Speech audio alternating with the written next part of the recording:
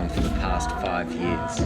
We're coming to you from an island in the Pacific called Taiwan. And we were watching the effects of climate change across this region and thought, as music producers, what could we bring to this issue? So we've been recording with the artists on the front line, and we're here to share some of them with you. Those are the songs for us to make something that will sustain our air, our ocean, our land, to use it in a sustainable way through music, through sharing our culture. Thank you, Charles Mamarosia, Ariali musician of the Solomon Islands. Now, we've been meeting musicians like Charles who are keeping alive their cultural lineage, but there's an incredible story to this region. Yes. About 5,000 years ago, the indigenous people of Taiwan set sail and then crossed the whole Pacific and then also crossed the Indian Ocean to Madagascar. And our goal is to reconnect this whole region through music. So our method was to record with one artist in nature and then to travel to another island, meet another artist, record another song, do an overdub, go to another island, meet another artist. And also we made a choice to only use traditional instruments and languages. Yeah, because these languages and instruments evolved through living with these places. So the songs have lots of layers. So we thought we'd share with you one of the songs and we'll pull it apart and you can come on the journey and we'll meet some of these artists beginning where the song began, in Papua New Guinea. They're all amazing artists, but this wonderful musician called, he can speak for himself. Hello, everybody. My name is Iri Leke. I'm a percussionist from Papua New Guinea. I grew up learning a lot of our traditional music from my village, and the drum from my village is called gaba. It's the goanna skin drum. My grandfathers taught me about this drum when I was pretty small. Most of them have passed on now, but I'm sort of maintaining the tradition of drumming. And I guess taking it into the future a bit with, collaborating with people like Tim and Small Island Big Song and using our traditional culture in modern music. Yeah, I'm currently working on a project called Sorong Samurai, project that brings together Papua New Guinea and West Papuan artists. It's really about celebrating the things that bring us together, music, our tifa and kundu drums, and also raising awareness about the West Papua situation. For those of you that are not familiar, the West Papuans, they're still under colonization from Indonesia. They were formerly a Dutch territory. When the Dutch left, Indonesia assumed the colonization. So in Gasikara, I contributed the beats on that. We recorded some traditional kundu drums, sort of sample my own drums to also, make sure our traditional music has a place in modern contemporary music. So with these beats that Irie wrote in Gubba Gubba Village, we were headed to Madagascar. And the first musician we met was Tarika Sammy. Yeah, his band's amazing.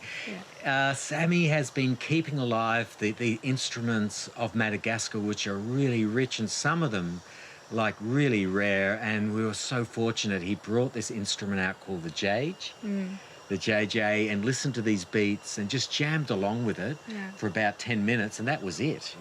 We had this like structure to the song. So listen to this instrument, the jage.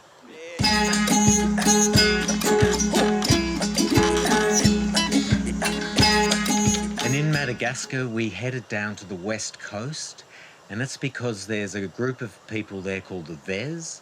They're still living with the ocean, sea nomads. So we went there to work with some Vez musicians. And while we were doing that, we were staying in this guest house.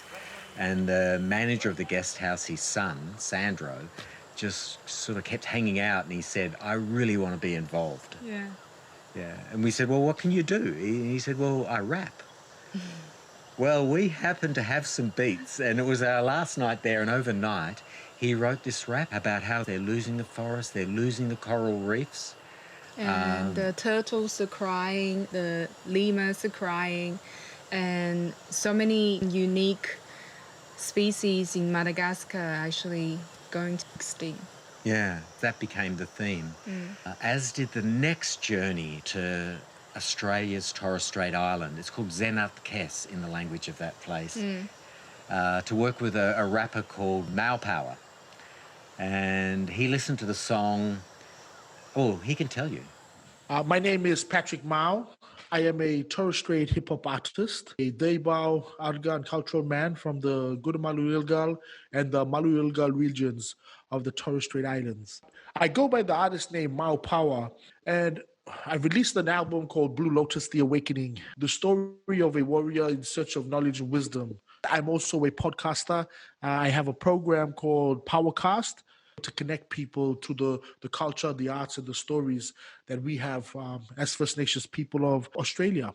My role on the Song of Gasikara was to speak about the passing of culture and knowledge, how its survival is based on this cycle where you live to absorb the knowledge, and as you go through life, you must pass it back. There is this saying my cultural mentors have is they want to live full but die empty.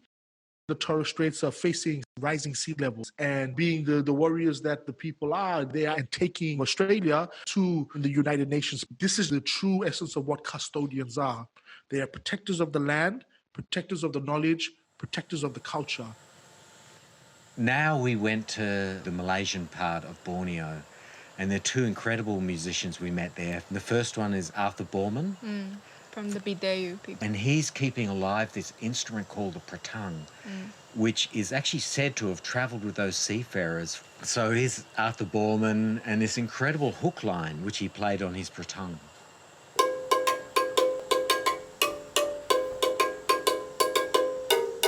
And in Sarawak, we're so fortunate to work with Elena Moran.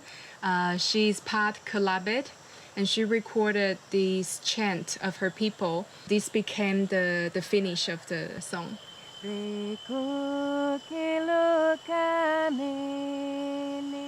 As these songs grew, they were still missing parts. We're really missing a thumping, solid bass. And just at that time, we ended up in Bougainville. And when we got to the village, they listened to the key, and then they cut the bamboo and tuned the bamboo. So it became the bass for the song. Yeah, and have a listen. This is thumping.